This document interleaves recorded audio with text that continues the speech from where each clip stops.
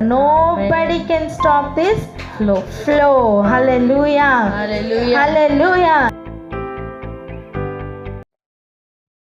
ఫిలిప్పీలకి రాసిన పత్రిక 2వ అధ్యాయం 19వ వచనం నుండి. ఫిలిప్పీలకు రాసిన పత్రిక 2వ అధ్యాయము 19వ వచనం నుండి.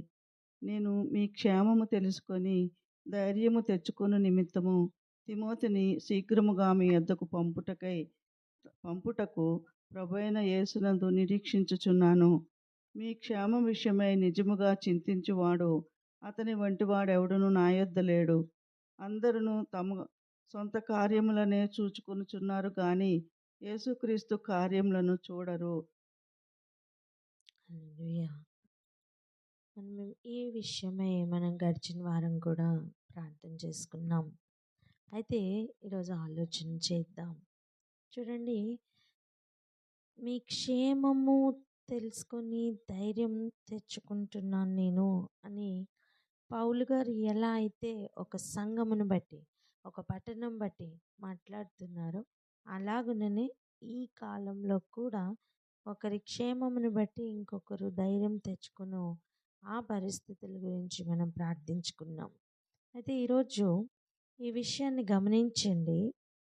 నా యొద్ద అతని వంటి వాడు ఎవడునూ లేడు అని ఒక సాక్ష్యం పొందిన తిమోతి. ఎటువంటి సాక్ష్యం? నా యొద్ద ఉన్నవారందరిలోనూ అతని వంటి వాడు ఎవ్వరూ లేరట, లేదా ఇంకొకడు లేడట. అర్థం గమనించండి.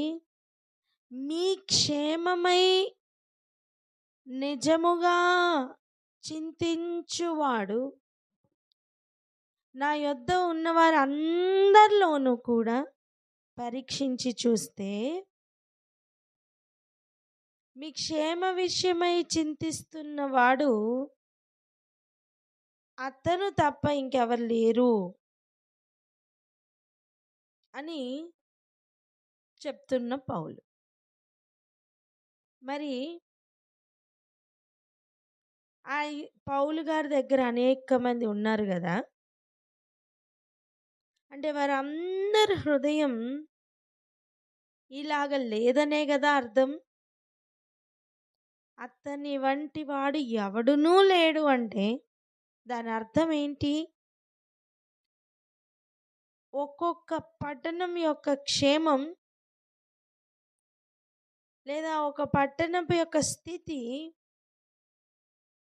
ఆ స్థితిని బట్టి ఇంకెవరికి కూడా అటువంటి చింత రావట్లేదని అర్థం.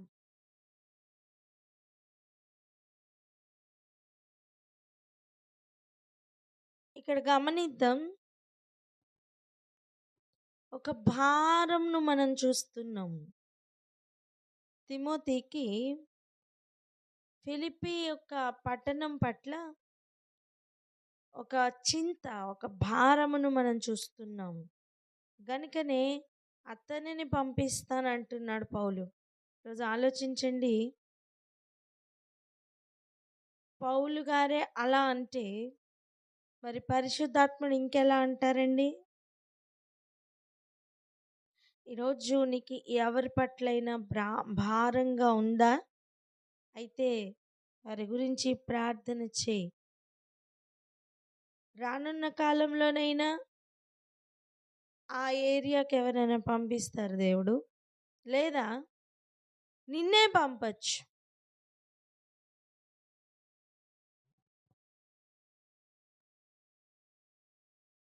నినివే పట్టణానికి వెళ్ళడానికి వారి మీద చింత కానీ, వారి గురించిన భారం కానీ యోనాలో మనం చూడట్లేదు. బలవంతంగానే పంపబడ్డాడు. నినివే యొక్క పట్టణపు స్థితి ఎంత భయంకరమైన స్థితి. కానీ నినివే పట్టణపు వారు వాక్యము విని, దేవుని యొద్ద నుండి వచ్చిన వాక్కులు విని వెంటనే గోనె పట్ట కట్టుకున్నారు కనుక వారు రక్షింపబడినట్లుగా మనం చూస్తున్నామే. అక్కడ ఆ పట్టణపు స్థితిని బట్టి యోనా సంతోషంగా ఉన్నాడా? ఆలోచించండి. యోనా పంపబడ్డాడు, కానీ తన మనస్సు ఎలా మారింది? ఎలా ఉన్నాడు తను? ఇక్కడ ఆగి ఒకసారి ప్రార్థన చేద్దాం. ఒక పట్టణపు యొక్క క్షేమము గురించి చూడడం అంటే అది నిజమైన జీవితంలో రావాలి అని ఒక ప్రార్థన చేద్దాం. ఎవరైనా ప్రార్థన అందుకోండి.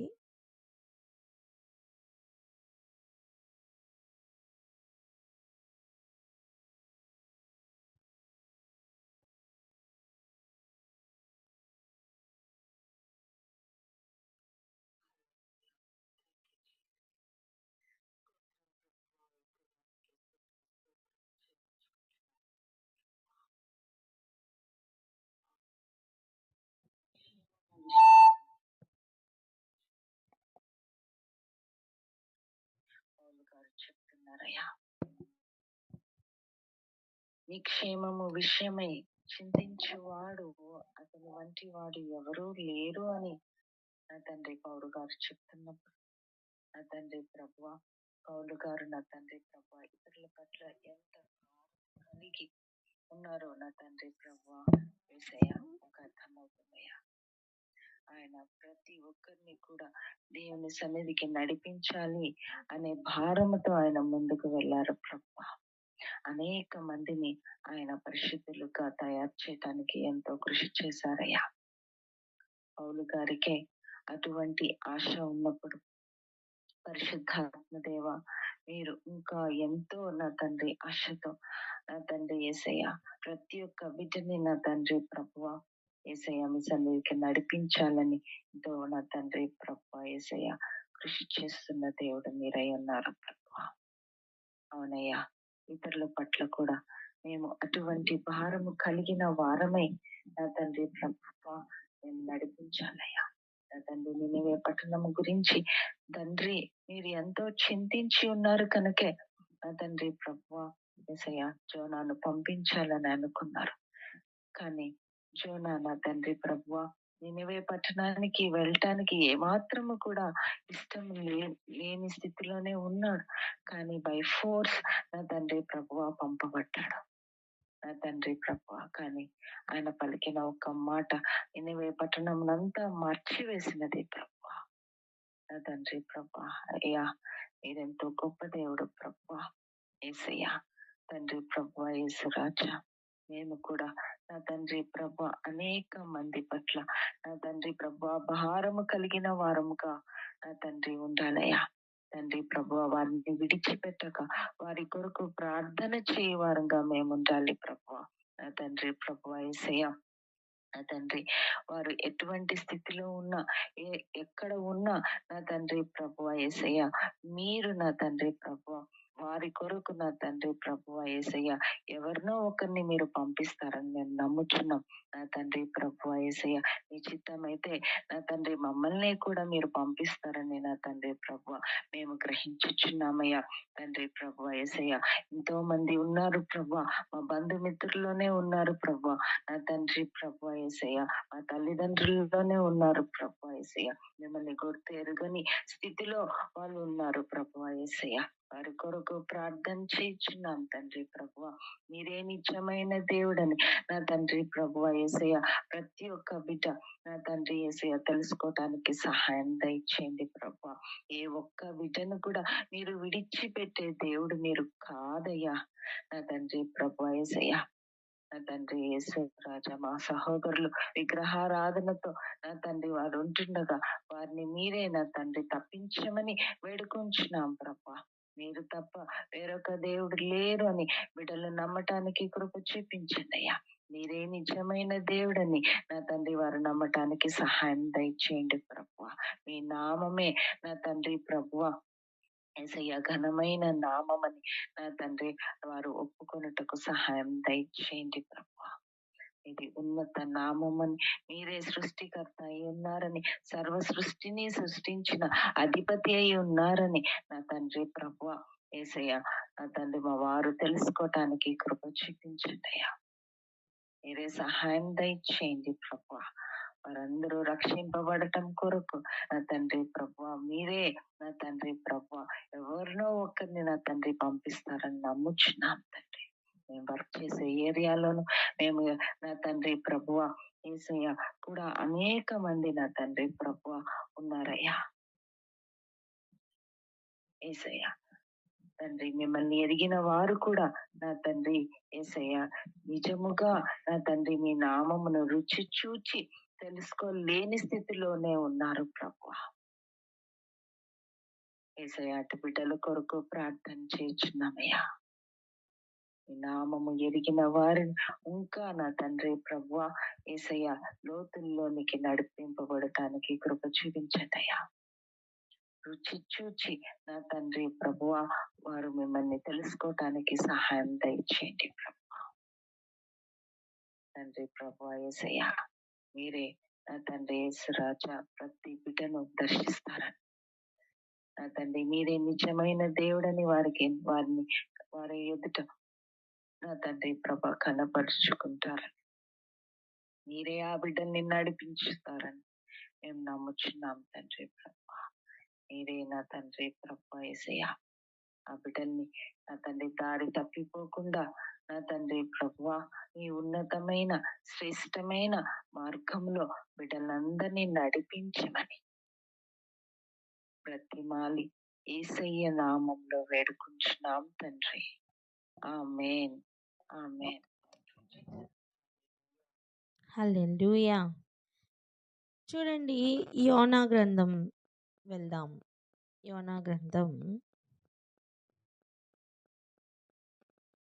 3వ వచనం 3వ అధ్యాయం చూద్దాం. 3వ అధ్యాయం యోనా 3వ అధ్యాయం మొదటి 2 వచనాలు ఒకసారి చదవండి.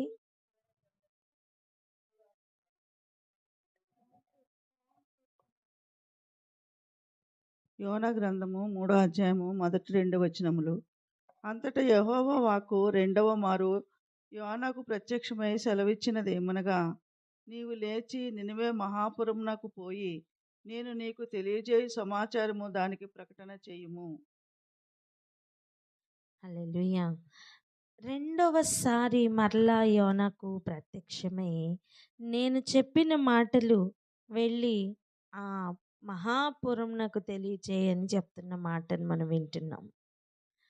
మొదటిసారే చెప్పినప్పుడు యోనా నినివేకి వెళ్ళయ్యా అంటే తర్షీషుకు వెళ్ళినట్టుగా మనం చూస్తున్నాం. బలవంతంగా తీసుకుని వచ్చి ఇప్పుడు నీనివేలో దేవుడు పడవేసిన పరిస్థితి.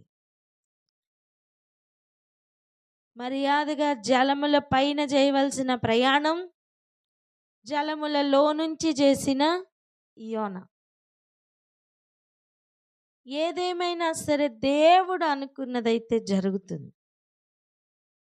విడిచిపెట్టని మహాకృప కలిగిన దేవుడు రెండవసారి మళ్ళీ అవకాశం ఇస్తున్నారు. ఏమంటున్నారు? నేను చెప్పినదంతా కూడా నేను నీకు తెలియజేసిన సమాచారం దానికి ప్రకటన చేయము. ఎవరికి? నీనివేకి.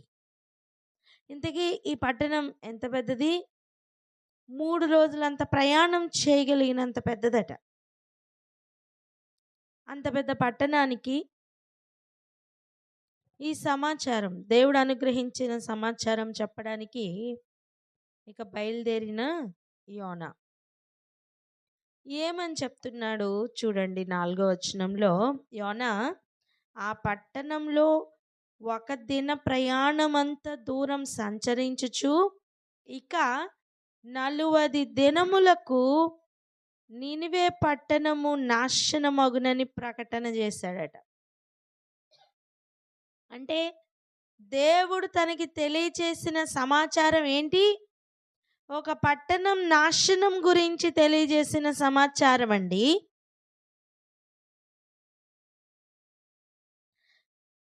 ఇప్పుడు ఆ నాశన సమాచారం యోనా గారు నీనివే పట్టణానికి వచ్చి చెప్తూ ఉన్నాడు. చెప్పిన తర్వాత ఆ రోజు ఆయన మాటలు విని అక్కడున్న ప్రజలు గోనెపట్ట కట్టుకోవడమే కాదు, తమ రాజు కూడా ఈ మాట విని గోనెపట్ట కట్టుకున్నట్లుగా మనం చూస్తున్నాం. ఇప్పుడు ఇది ఇలా ఉండగా యోనా గారి పరిస్థితిని ఒకసారి చూద్దాం. చూడండి, 4వ అధ్యాయం 1వ వచనం. 4వ అధ్యాయము 1వ వచనము. యోనా గ్రంథము. యోనా దీన్ని చూచి బహు చింతాక్రాంతుడై కోపగించుకొని, యోనాకి ఒక పట్టణమును దేవుడు నాశనం చేస్తానని చెప్పిన తర్వాత 3వ అధ్యాయం 10వ వచనంలో ఈ నీనివే వారు తమ చెడు నడతలను మానుకొనగా వారు చేయుచున్న క్రియలను దేవుడు చూచి పశ్చాత్తాప్తుడై వారికి చేయుదునని తాను మాట ఇచ్చిన కీడు చేయక మానెను. ఆ మాటలు గమనిద్దాం. ఒక పట్టణానికి దేవుడు హెచ్చరిక జారీ చేశారు. నేను మీకు కీడు చేయబోతున్నాను, మీ ప్రవర్తన విషయమై జాగ్రత్త అని.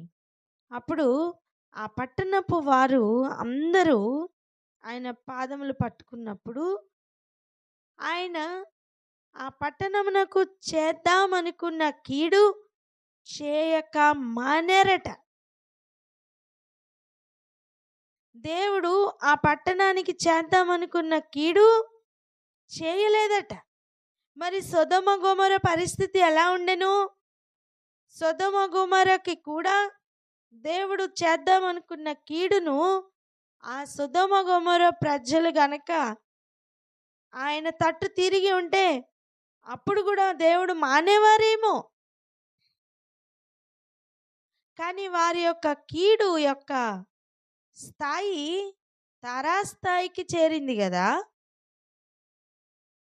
వారి నాశనమును చూశారు. ఇప్పుడు యోనా గారు ఏం ఎదురు చూస్తున్నారో తెలుసా? ఈ పట్టణం యొక్క నాశనం గురించి ఎదురు చూస్తున్నాడండి. ఈ పట్టణంను దేవుడు నాశనం చేస్తానన్నారు కదా, ఆ నాశనం గురించి ఎదురు చూస్తున్నాడు యోనా. యోనా దేవుడు చేస్తానని చెప్పిన నాశనం చేయకుండా మానెను గనుక యోనా దీన్ని చూసి బహుచింతాక్రాంతుడై కోపంగించుకున్నాడటండి. అంటే ఆ పట్టణం బట్టి యోనాకి భారం ఉందా? చెప్పండి. భారం లేదు. కానీ తిమోతి తెచ్చుకున్న సాక్ష్యం చూడండి.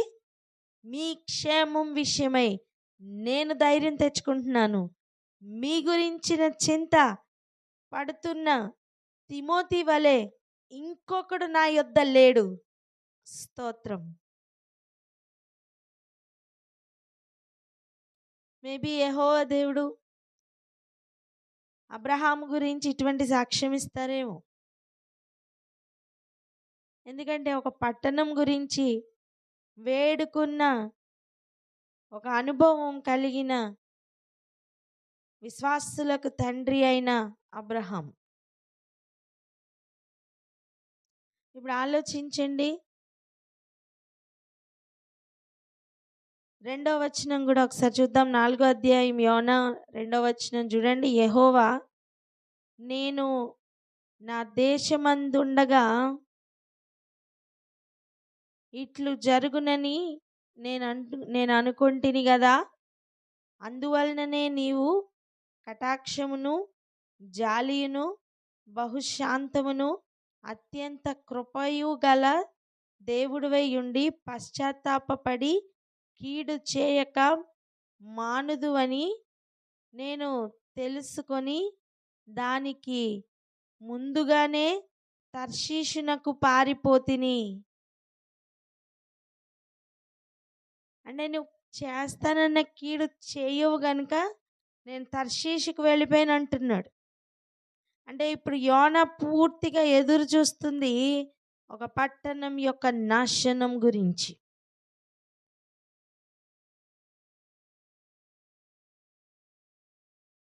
ఒక పట్టణం యొక్క నాశనం గురించి ఎదురు చూస్తున్న యోనా. కానీ ఆలోచించండి, ఒక పట్టణం గురించి కాదు, భూమినే దేవుడు చెప్తున్న మాట. దేవుడు లోకమును ఎంతో ప్రేమించెను కాగా తన అద్వితీయ కుమారుడు, అర్థం ఒక్కగానొక్క కుమారుడు, ఇంకొక ద్వితీయుడు అనేది లేని ఒక కుమారుడు, ఒక్కగానొక్క కుమారుణ్ణి ఈ లోకం కొరకు యెహోవా దేవుడు పంపించలేదా? తండ్రి అయిన దేవుడు ఈ లోకం కొరకు తన ఒక్కగానొక్క కుమారుణ్ణి ప్రాణమును అర్పించడానికి పంపించలేదా? ఆలోచన చేద్దామండి. ఒక్కొక్క పట్టణం గురించి ఒక్కొక్కరికి ఎటువంటి భారం ఉంది, ఒక కుటుంబం గురించి నీకు ఎటువంటి భారం ఉంది, ఒక ఆత్మను గురించి నీకు ఎటువంటి భారం ఉంది నాన్న? సకల పరిశుద్ధులతోనూ ప్రభు మాట్లాడుతున్న మాట, పరిచారకులతో ప్రభు మాట్లాడుతున్న మాటయే ఇది. ఈరోజు సంఘముల పరిస్థితి ఎలా ఉంది? మనం ప్రార్థన చేసుకుందాం, ఆలోచిద్దాం. ఎలా ఆలోచిస్తున్నాం మనం? ఒక వ్యక్తి యొక్క కీడును కోరుకుంటున్నామా? ఒక కుటుంబం యొక్క కీడును కోరుకుంటున్నామా?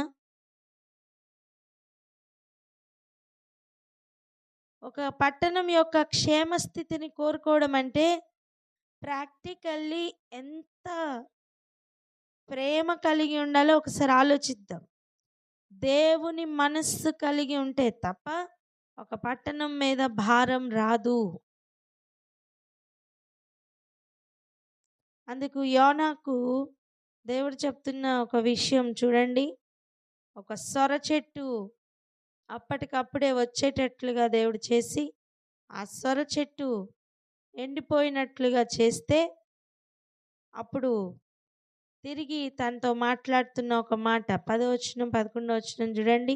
అందుకు యెహోవా, నీవు కష్టపడకుండాను పెంచకుండాను ఒక రాత్రిలోనే పుట్టి పెరిగి ఒక రాత్రిలోనే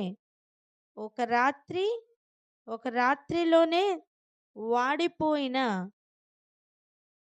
ఈ సొర చెట్టు విషయంలో నీవు విచారపడుచున్నావే. యోనాకు ఒక చెట్టును గురించిన చింత ఒక పట్టణం గురించి లేదట. అందుకే ప్రభు చెప్తున్నారు, అయితే 120,000 కంటే ఎక్కువై కుడి ఎడమలు ఎరుగని జనమును బహు పశువులను గల నీనివే మహాపురము విషయంలో నేను విచారపడవద్దా అని యోనాతో సెలవిచ్చారట దేవుడు. ఒక చెట్టును గురించి ఉన్న చింత ఒక పట్టణం గురించి లేకపోయింది.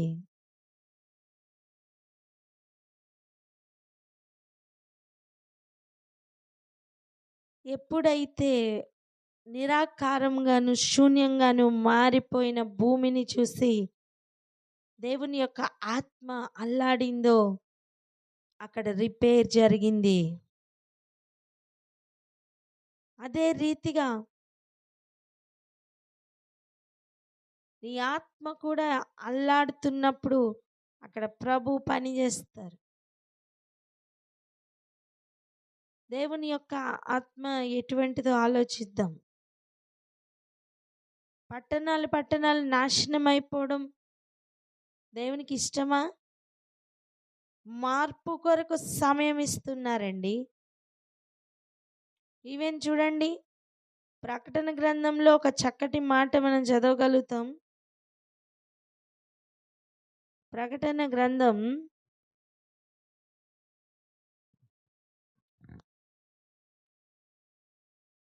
16వ అధ్యాయం 9వ వచనం చూడండి. ప్రకటన గ్రంథం 16వ అధ్యాయము 9వ వచనము. కాగా మనుషులు తీవ్రమైన వేడిమితో కాలిపోయి ఈ తెగుళ్ళ మీద అధికారము గల దేవుని నామమును దూషించిరి గాని ఆయనను మహిమపరచునట్లు వారు మారు మనసు పొందిన వారు కారు. తెగుళ్లను అనుమతిస్తున్న సమయం కూడా, ఉగ్రతతో నిండుకున్న పాత్రలను పోస్తున్న సమయంలో కూడా ఆయన ఎదురు చూస్తున్నది మారు మనస్సు. మారు మనస్సునే ఎదురు చూస్తున్నారు. అందుకే అది చెప్తున్న మాట, మారు మనస్సు పొందిన వారు కారు. 11 కూడా చూడండి. తమకు కలిగిన వేదనలను బట్టి పుండ్లను బట్టి పరలోకమందున్న దేవుని దూషించిరి గాని తమ క్రియలను మాని మారు మనస్సు పొందిన వారు కారు. నేనంటాను, మారు మనస్సు పొందని ఒక పట్టణం గురించే ప్రభువుకు అంత చింత ఉంటే, మారు మనస్సు పొంది ఇబ్బందిలో ఇరుకులో ఉన్న ఒక పట్టణం గురించి, ఆది అపోస్తుల కాలంలో ఉన్న హింసను బట్టి, భయాక్రాంతులైన ఒక పట్టణమును బట్టి దేవునికి చింత ఉండదా? ఖచ్చితంగా ఉంటుంది. అందుకే పౌలు చెప్తున్న మాట, మేము దేవునికి జత పనివారు అని. దేవునికి ఇప్పుడు ఎవరు జత పనివారుగా ఉన్నారు చెప్పండి? యోనానా లేదా తిమోతియా?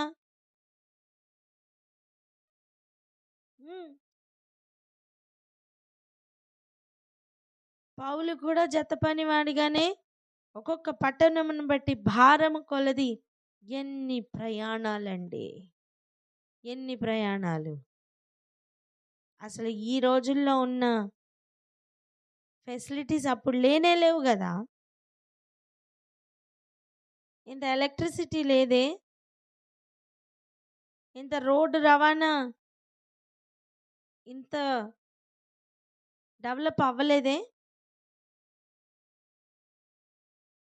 ఈవెన్ గాల్లో కూడా ప్రయాణించే పరిస్థితులు ఆ రోజుల్లో లేవే. ఉన్న దాంతోనే అన్ని దేశములు, అన్ని పట్టణములు వెళ్ళడం మాత్రమే కాదు, ఇదిగో ఇలా క్షేమ సమాచారం కూడా కనుక్కోవడానికి ఒక ఫోన్ కానీ ఏ పరికరం లేకపోయినా వారు పడిన ప్రయాస ఒకసారి గమనిద్దాం. పట్టణముల పట్ల కలిగి ఉన్న భారమును ఒకసారి పరిశీలిద్దాం. దేవుడు చేస్తానని చెప్పిన నాశనం చెయ్యలేదెందుకు అని ఎదురు చూస్తున్న ఒక మనస్తత్వం మనం ఒకవైపు చూస్తుంటే, ఒక పట్టణం యొక్క క్షేమం తెలుసుకొని ధైర్యం తెచ్చుకుంటున్న స్థితి ఒక పక్కన చూస్తున్నాం. ఇప్పుడు చెప్పండి, పౌలు గారు ఈ మాట అనడంలో తప్పే ఉంది?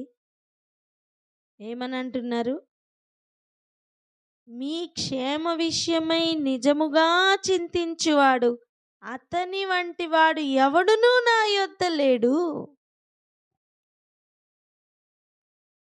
అంత చక్కటి సాక్ష్యం పొందిన తిమోతి.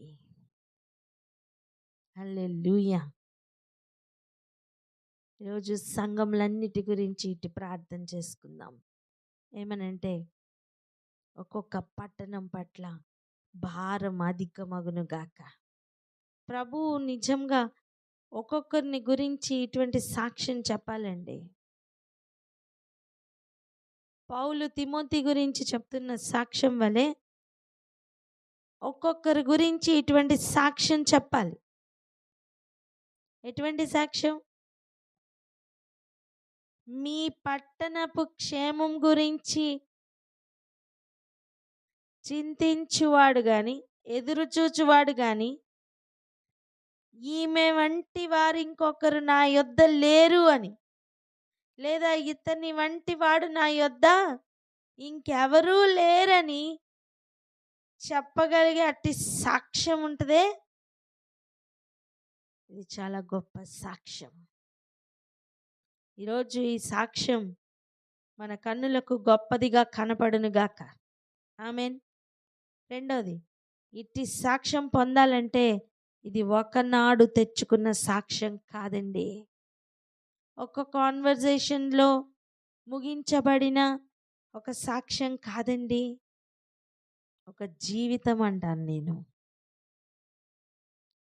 ఆ పట్టణం ఎదురుగుండా మీరు బాగుండాలి అని చెప్పి, ఆ పట్టణం వెనకాతల ఆ పట్టణం యొక్క కీడును కోరుకుంటున్న స్థితిలో లేడు తిమోతి.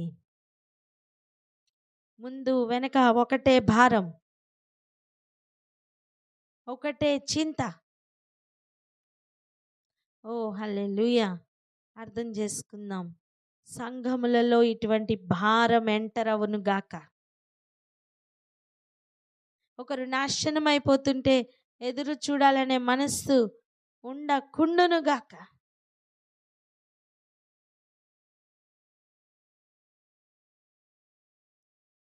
ఇప్పుడు ఆలోచిద్దాం.